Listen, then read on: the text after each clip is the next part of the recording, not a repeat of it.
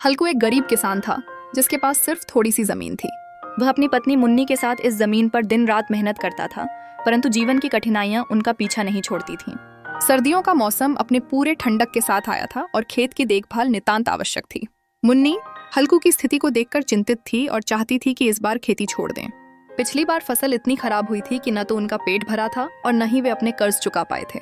हल्कू ने इस पर दृढ़ता से कहा कि खेती ही उनका सहारा है।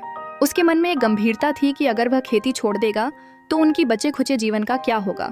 इस सोच ने उसे एक अजीब से संघर्ष में धकेल दिया था। एक रात जब ठंडी हवाएं चल रही थीं, हल्कू ने खेत में अलाव जलाया और उसके पास लेट गया। ठंडी इतनी थी कि उसका शरीर कांप रहा था, लेकिन उसे अपनी स्थिति का ख्याल था और उसने विचार किया, अगर मुन्नी यहाँ होती तो वह कहती घर चलो, पर मैं एक किसान हूँ और मुझे अपनी जिम्मेदारियों का सामना करना होगा।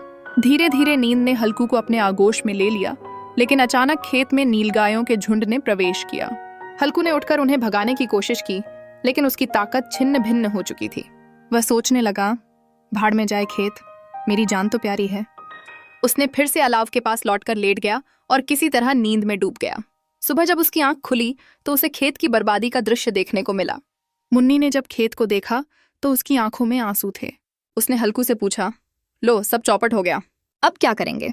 हल्कू ने गहरी सांस ली और कहा, अब मुझे चैन से सोने को तो मिलेगा। खेती का बोझ सिर से उतर गया। हल्कू ने इस पल में राहत महसूस की। वह जान गया था कि कभी कभी जीवन में संघर्ष और कठिनाइयों के बीच भी कुछ समय के लिए सुकून की तलाश करना जरूरी है।